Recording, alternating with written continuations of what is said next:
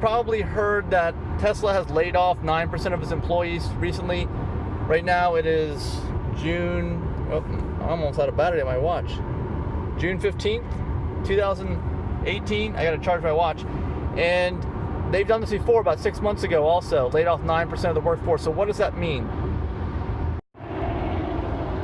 Well, I've been in business my whole life. You like my hat? I actually have to wear this here because of the sun that comes in on the Model X. It still gives me a tan that I don't want to get, and sometimes a sunburn. But anyway, I've been in business my whole life, and that's actually good business practice. The media doesn't talk about it because I think the media is generally out there for people with regular 9-to-5 type jobs, right? Those careers or whatever you want to call them. That's who listens to the media for the most part. I think that people who are entrepreneurs a lot of times don't even listen to the media.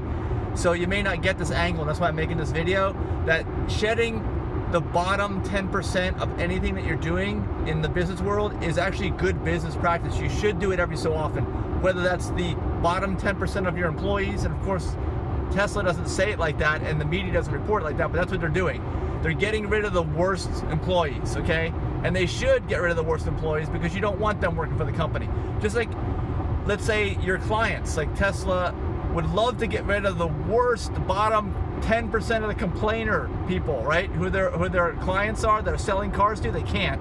But in other businesses, you can get rid of your clients. And it's a good idea to shed off the worst 10% of your clients too. You should do that every so often. And I think that's what all this is about, is shedding those bottom 10% of the worst. So it's good news. It's not bad news. I just watched something on the internet that was saying, oh, Tesla struggled recently. They're laying off 9% of their employees. But this is a good thing. This is a good thing they can do that. The business is so good that they can afford to get rid of 9% of the employees. They can afford to get rid of maybe the bottom 10% of the clients that they deal with. That's a great position to be in. You never want to get into a position where you have to keep everybody on board, where you have to keep the people that you don't want to keep. So what do you think about that? Let me know in the comments. I'd love to hear what you have to say, especially if you're in business. If you just work for somebody, I'd love to hear your opinion. But also, if you're in business for yourself, you're an entrepreneur, let me know what you think about in the comments. I'd really want to hear if you agree with this or disagree.